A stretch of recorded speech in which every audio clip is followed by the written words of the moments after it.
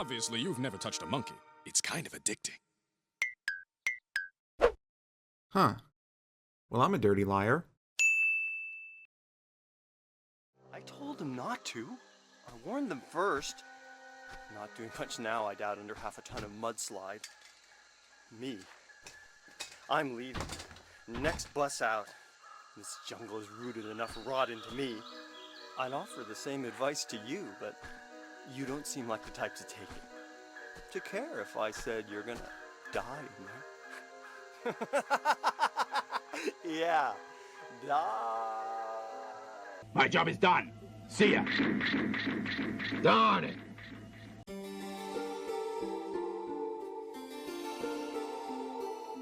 At long last, I've come to the third and final part of my look back at the first 3 Tomb Raiders through the lens of Aspire's Remastered collection. Should it have taken me so long to do so? Considering that I finished recording gameplay footage back in February? Probably not. However, I am nothing if not a serial procrastinator. Isn't that right, Scrapland, Claw, Secret of Monkey Island, Kiss Psycho Circus, No One Lives Forever, that Working Designs retrospective I keep talking about, the entire Legacy of Kain series, and countless others? But just like how I will eventually get around to all of those games once my brain stops being a moody brat, I managed to make it all the way to Tomb Raider 3. Well, whoop-de-ding-dong! Perhaps the most contested entry of the original quote-unquote trilogy, Tomb Raider 3 Adventures of Lara Croft was released almost exactly a year after the second game. Thankfully, the same dev team wasn't put on yet another death march to put out a third game, as 3 was handled by an almost entirely new team at core. Of course, it took most of the original team threatening to quit if they were forced to work on a third Tomb Raider in order for core to assemble a new team, but hey, at least the old team finally got to work on something different. Though Project Eden may not be earth-shatteringly great, it's certainly leagues better than most of Core's non-Tomb Raider titles. Oh, that really isn't very nice of you, you know. If you had any real friends, you wouldn't be such a grump. Meanwhile, back at Croft Manor, Tomb Raider 3 was where the cracks began to form in the franchise's wall of momentum. With 3 games in as many years, critics and audiences alike were beginning to grow tired of the formula, and when coupled with an unforgiving spike in difficulty, it's no real surprise that 3 became the first true love-it-or-hate-it game in the series. Depending on who you ask, you'll typically get an answer that this was either the last great classic Tomb Raider, or the first nail in Lara's coffin. Of course, this wasn't enough to stop it from selling like gangbusters at the time, but with the power of hindsight, it's obvious that Eidos was playing with fire and already on the verge of getting burnt. Relax, it's a controlled burn. Our story this time involves 4 magical artifacts carved from pieces of a meteorite which struck prehistoric Antarctica. The sinister mining conglomerate, also known as any mining conglomerate, RX Tech, has its eye on acquiring all 4 pieces for vague evil reasons, and once again, it's up to Lara to beat them to the punch. After collecting the first artifact in India, a region whose first level totally didn't take me over 2 hours to finish because I couldn't remember where to go from here, Lara finds some help in the form of Dr. Willard, a scientist working for RX Tech who points her in the direction of the other 3 artifacts: London, the Nevada desert, and a fictitious island somewhere near Borneo. 2 contemporary locations and 1 fake island. You ever wonder how quickly Core regretted calling the series Tomb Raider? Because it sure feels like they got sick of raiding tombs real fast. Here, please hit me as hard as you can. One cool change from the previous games is that you can pick which location you want to go to next instead of being a preset chain of levels. Though if you're playing the original version and not the remasters, you'll want to go to Nevada first every time because when you go through the obligatory no gear level in this area, it permanently strips you of your medkits and ammo. Even once you get everything else back, those are gone forever. Thankfully, they fixed this in the remaster, and now when you get everything back, you get everything back. Everything except the dignity Lara lost after she biffed it so bad on that ATV crash. Ah, my hubris! My sweet, sweet hubris! In spite of, or perhaps because of the new blood working on the game, Tomb Raider 3 features a host of additions to the core gameplay. Lara can now crouch down to crawl through small spaces, sprint for short periods of time, and swing from monkey bars and monkey bar-like surfaces. They seem like small changes at first, but quickly demonstrate how simply adding a few basic moves can help mix up the flow of gameplay when you're exploring. Sprinting in particular helps create an extra bit of tension as you run like hell, hoping that Lara's stamina holds out long enough for you to get to safety. It also makes evading bigger enemies like yet another T-Rex, seriously, how many of you survived extinction, less of a pain without turning the fights into a joke. There was one oversight in regards to these new features when it comes to the remaster, however. Unless I completely missed how to do it, which is a strong possibility, there's no way to back out of an elevated crawl space and hang from the ledge with the modern control scheme like you can with tank controls. You can still exit with the much more stylish forward roll, but that comes with the hazard of taking falling damage. I don't recall there ever being a point where it led to instant doom, so it isn't exactly a deal breaker for the modern controls. It's just annoying having to take what used to be avoidable damage all because of a design oversight. Especially when, like I said earlier, Tomb Raider 3 is already a hard game. From the very first slope having insta-kill spike traps, to enemies that I swear are tougher and hit harder than they did before, to all new hazards like quicksand, schools of invincible piranha, and that accursed poison status effect, you'll be dying more than ever in this game. You ever see Man on Fire? Is that the one with... It's about this point where I have to commend console players back in the day for making it through this without the ability to save whenever and wherever they wanted. Having played this series primarily on PC, I didn't realize until a year or two back that console players of the first game had to use these save crystals dotted around the map instead. At least 3 opted for a somewhat less strict take on this, as instead of being fixed locations, they're now objects you can pick up and use whenever you want to save, akin to the ink ribbons in Resident Evil. Nevertheless, those of you who managed to beat Tomb Raider 3 with this limitation are the real Gs. And fortunately for those folks, the save crystals are included as an extra bit of challenge in New Game Plus for the remaster. As for dirty, stinking, no-good casuals like me, I'll stick with save scumming, thank you very much. What a good idea that is. You just mind your own business! Tomb Raider 3's arsenal has seen much fewer changes compared to its predecessor. Lara's Infinipistols feel the same as usual, hard to improve on perfection after all. The shotgun is still a shotgun. The harpoon gun continues to make me hate underwater combat. The Uzis are still Mach 10s. And the grenade launcher remains so powerful and ammo for it so scarce that you'll be perpetually terrified of wasting it. The grenades at least behave more like grenades from a grenade launcher this time, bouncing off of surfaces instead of shooting off in a straight line and exploding on impact like a rocket. That's a job for the actual rocket launcher this time. Took you guys long enough to give me one. Even more so than with the grenade launcher, you'll want to save this bad boy for the final boss. And I mean, what else can I say? Rocket launchers are pretty self-explanatory weapons. Aim, shoot, enjoy the resulting fireball of death. On top of the one new weapon, 2 guns from the previous games have been swapped out for their superior Union-approved versions. First, the dual auto pistols from 2, which were already replacements for the dual magnums in the first game, have been swapped out for the almighty Desert Eagle. Hollow point be thy name. What with 3 having been made at the height of the Deagle's main event push in Western media, it's no surprise that this beast is almost as powerful as the grenade launcher. However, the more plentiful ammunition for it makes the Desert Eagle a far more consistently useful weapon against both bosses and tougher mooks.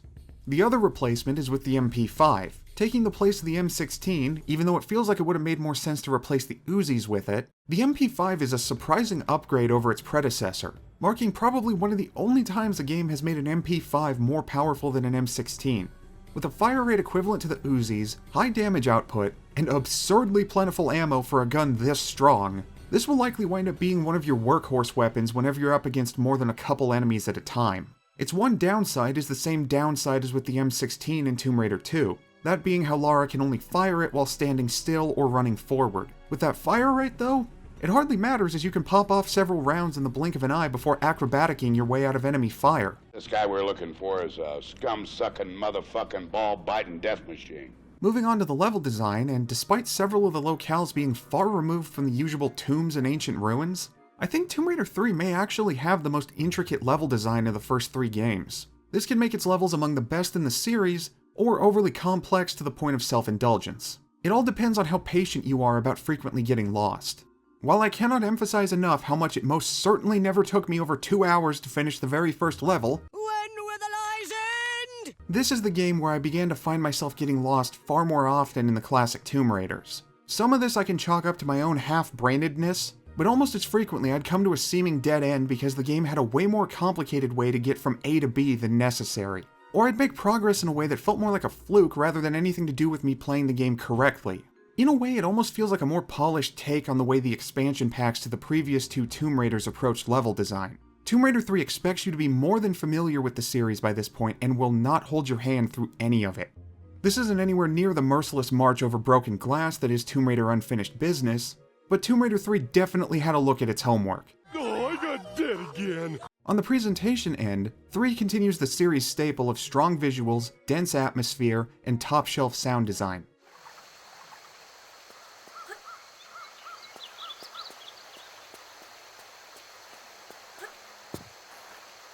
While I'll continue to harp on the point that Nevada and downtown London aren't the most fitting locations for a Tomb Raider game in my mind, they nevertheless work to make these locales memorable. Nevada gives us the first really compelling outdoor desert level in the series so far. The best parts of Egypt in the first game were all inside, before dropping Lara straight into Area 51. Then London goes the heist film route, complete with Turn of the Millennium black cat suit for Lara, as you hop across rooftops in the Thames Wharf before heading below to an abandoned section of the underground, and then do a caper at the Natural History Museum. Even if it weren't going for a Lara Croft Catwoman vibe, setting these levels in the dead of night would have been a great choice anyways. There's a certain moodiness to old cities like London at night that they don't quite have during the day. Hey look kids, there's Big Ben and there's Parliament. Weirdly, it's the South Pacific that peters out by the end. You'd think with the success 3 had with Nevada and London that the place which feels the most at home with the series would be absolutely stellar. And well, it is at the start, being a vibrant continuation of the jungle adventure that you get a taste of at the start in India, this time set on a tropical island inhabited by dinosaurs. As a fan of both Jurassic Park and Dino Crisis, I can never get enough Lost World stuff like this. But then the cannibal tribesmen appear, and it puts a damper on all the other cool stuff here. Say, for example, a 3-way dance between Lara, the mercenaries hired by RX Tech, and a pack of velociraptors. But then somebody decided to drop their 70s Italian exploitation movie cliche into my Tomb Raider. And I know some smartass is going to point out that Borneo, which this island is supposed to be near, does have a bloody history of cannibalism that, horrifically, has seen recurrences in the modern day. My counter is twofold. 1, these incidents haven't just occurred in remote places, which is frankly far more terrifying to me than the tribesmen here. 2, it looks to me like they took more cues from African and Amazonian cultures for the visual design than they did any Southeast Asian or even Pacific Islander culture. So this stereotypical depiction winds up catching completely unrelated peoples on the backswing. Was Mercs vs. Dinosaurs not cool enough? Spielberg thought it was cool enough. I'd also really prefer it if these places were abandoned. Take the cannibalism aspect away, and this is just a gun-toting Brit blowing away every tribesman that gets between her and all those shiny artifacts that belong in the London Museum. Which kind of perfectly demonstrates why the team on the first game went out of their way to have as few human enemies as possible. Just do wacky and supernatural, Tomb Raider. You're good at that. What? What? Composer Nathan McCree continues on from his similarly excellent soundscapes in the first 2 games with even more great work here. It's also sure to be as much of a nightmare to use as the background music for this video as it is a perfect fit for the game it was meant for. Ambient video game soundtracks. Not fun for amateur editors like myself. Additionally, sound designer Martin Iveson, who was responsible for the sound effects I praised so much in the first game yet failed to properly credit to Mr. Iveson, I have failed you. returns to Tomb Raider after opting to lend his talents to the sound effects for Fighting Force and Swagman instead of Tomb Raider 2. I suppose it's up to personal opinion whether or not he made the right decision there. Though I can't say I'm partial to the timeline where Fighting Force was Streets of Rage 4 instead of the one we eventually got. Suplex City, bitch. Streets of Rage 4 by Core Design has a real Kelvin timeline vibe to it. Regardless, Iveson's return certainly explains the guns regaining the kick their audio had after the second game weakened the impact on a few of them.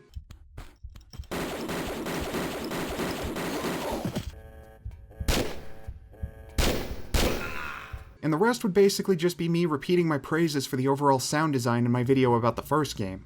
Honestly, this is mostly me trying to make up for that oversight in my previous videos. But at least it wasn't the biggest mistake I've made in a video this year. Flashback. The fact that both Suikoden Tactics and Suikoden 5 were done by roughly the same team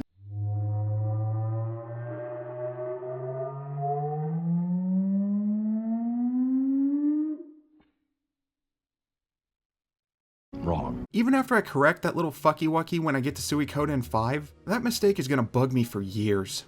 Just put it next to the fact that it's only Zoe who can't use the Sword of Iona in Blade of Darkness. And repressed. Now I'm ready to talk story. Say what? You heard right. there's actually a bit of story to talk about this time around. It isn't all that much, but there was definitely more effort on this front for once, and you can begin to see glimpses of the storytelling they'd accomplished for the next time out with The Last Revelation. Here in Tomb Raider 3, each region gets its own mini story arc revolving around that location's artifact. India has Lara run into Tony, another member of the RX Tech research team with a tenuous grasp on reality. If you'd all stop, who are you talking about? All you, hundreds of you, talking and chattering and breaking my brain up. Who eventually turns on Lara, though I'm not exactly sure if it's the nearby artifact granting him those psychic powers, or if he already had those. Tomb Raider's world is weird enough that I wouldn't bat an eye at psychers being a thing. London leads Lara to a face-off with Diet Notla. You look familiar. Haven't we met before? Or did you just join us, huh? Though she prefers to be called Sophia Lee, a cosmetics mogul who uses her artifact piece as part of a magic staff. I want the magic stick! The South Pacific leads Lara to Puna, the chief of the island's cannibals who's been using his artifact to play at being a god among his people. Which seems to me like pretty limited thinking when he has access to lightning bolts and can summon lizards to fight for him. I mean, come on, Puna. Surely you could carve out your own little chunk of the Pacific. You could call it Puna Land, a place where everything is paid for in Puna dollars, just one of which would be worth 5 British pounds. For that will be the exchange rate the Bank of England will set once you've kidnapped their queen. Oh wait, that didn't work out for the last guy I suggested this plan to. Carry on then. Lastly, like I was saying earlier, Nevada sees Lara captured and taken to Area 51, which, on top of the usual Area 51-y stuff you'd expect, also sees Lara leading a whole-ass prison break complete with friendly NPCs who can help you against the guards. And unless I'm mistaken, this is the first time the series featured friendly AI. A neat little touch that does a bit to make up for the lack of an arc villain like the other 3 have. Once you're done artifact collecting, Lara heads down to Antarctica to meet up with Willard at RX Tech's main dig site. Which means it's probably time to throw up a spoiler warning. That's right. Skip ahead to my discussion of the expansion pack here, if you don't want vanilla Tomb Raider 3's final hours spoiled for you. It doesn't take long after you meet up with Willard for it to become obvious that he's just as cuckoo for Cocoa Puffs as everyone else associated with this artifact hunt. This is not just about avidly spawning mutants. It's an entirely natural acceleration of evolution, a real live laboratory of spurred-on life. Not everyone here wants to be guinea pigs, multi-appendaged or not. Well, that's unfortunate. Willard turning out to be evil also means I'm obligated to use this clip. Curse your sudden but inevitable betrayal! The truly awesome part of the final push through Antarctica, though, is how it slowly becomes more and more blatant of an homage to John Carpenter's The Thing. Mac wants the flamethrower! Mac wants the what? That's what he said, now move! Referencing one of the greatest horror films ever made, and my personal favorite, is an easy way to get my attention no matter what your game is about. It all culminates in the most memorable boss fight in the original trilogy outside of the T-Rex in the first game. Willard throws himself into a pit of eldritch magic and comes back as a horrific man-spider. What is it with these next step of evolution villains and turning into freaks of nature? Between the Willard thing here and the skinless mutant zombies I've been fighting to get to this point, I'm having a hard time seeing the evolutionary advantages here. An excellent counterpoint, good sir. Now allow my riposte.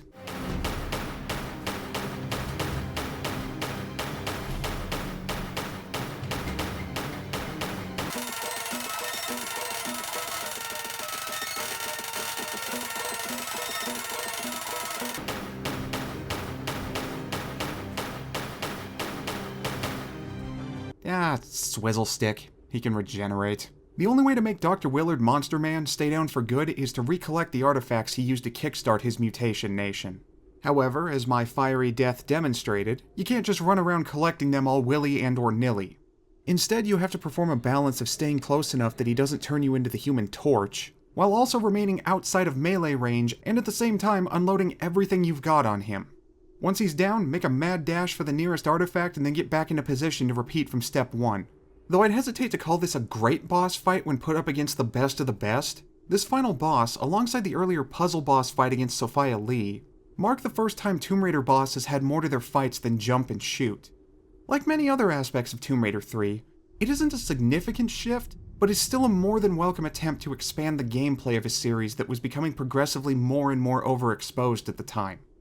And speaking of expanding the game, Just like its predecessors, Tomb Raider 3 had a PC-exclusive expansion pack which is included with the Remastered collection. Only this time, believe it or not, the expansion is actually good. Finally, some good fucking food. And get this, it actually connects to the plot of the main game. Crazy, I know. The Lost Artifact takes place shortly after the end of 3, with Lara learning of a 5th artifact the villains had their eyes on. Seeing as how the day has already been saved, finding this thing should be a milk run, right? Well, it might have been had Sophia Lee not escaped after losing her previous artifact to Lara. Now our nominal heroine, fresh off of murdering a random helicopter pilot in cold blood for no other reason than because he was in her way, Your fucking moral compass is a roulette wheel! has to finish what she started and put a stop to Sophia for good this time. In a way, the Lost Artifact feels like a playable epilogue to Tomb Raider 3 that snowballed into its own thing. With these 6 new levels, technically 5 as the final level is basically just one giant boss section, lacking tombs to raid, they compensate for in quality design on par with the base games. Which feels downright bizarre for me to say after the misery of Unfinished Business and the close but no cigarness of Golden Mask, save for Golden Mask's awesome secret level. Lost Artifact sees Lara go from a castle in the Scottish Highlands to the evil science labs hidden beneath the still under construction Channel Tunnel, just in case you forgot when this came out, and finally to Paris for the showdown with Sophia. So it's not just a lack of tombs to raid, we don't have much in the way of the historic or mystical sites common to the series outside of the family castle of Clan MacDuck. Give it an actual name and I won't make up my own. However, seeing as how 3 already broke from that norm, I can't exactly call its expansion pack out for doing the same. And if my praise before didn't give it away, that would be the only real criticism I have of the level design for Lost Artifact. Plenty of new assets were created just for this expansion, and what assets were pulled from vanilla Tomb Raider 3 are repurposed in ways that make sense. Reusing a boss from the base game as the final boss for the expansion makes far more sense here when it's a villain who got away, and not simply the blaster to the original Soundwave. Soundwave superior. Autobots inferior. Essentially, it takes everything that worked about the awesome secret level in Vegas from Golden Mask, while cutting out most of the surreal, dreamlike elements to better match 3's tone. Rewarding exploration, good atmosphere, logical level progression. For the first time since I started covering these remasters, I found a Tomb Raider expansion pack that managed all 3 aspects consistently. Now if only it didn't smash cut to credits just like the other 2. That's just as lazy as me reusing the same joke from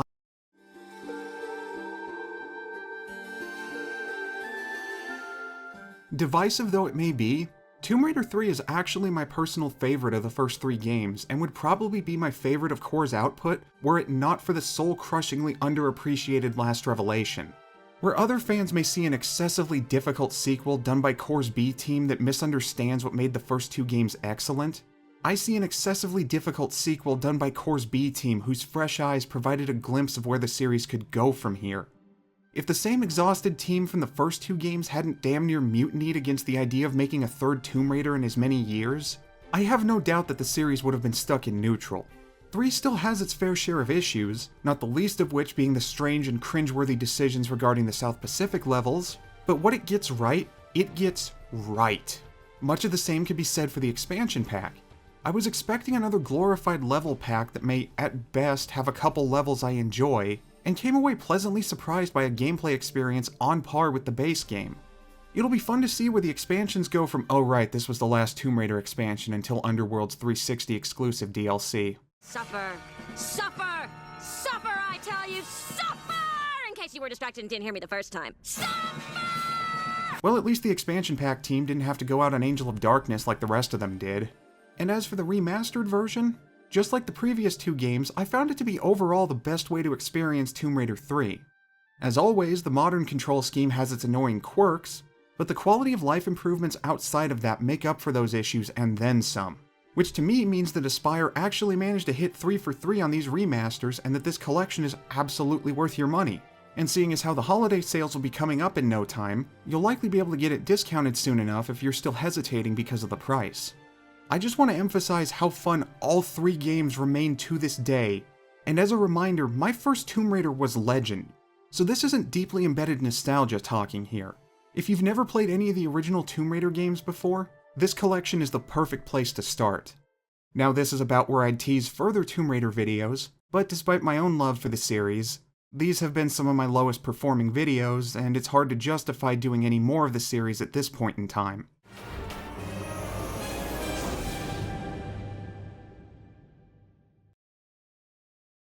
Well, I mean, it would just be rude not to cover at least the last revelation. And to tide myself over as I eagerly await more Tomb Raider remasterage, I think I'll go get myself some part-time work as a rent-a-hero. I'll see you then.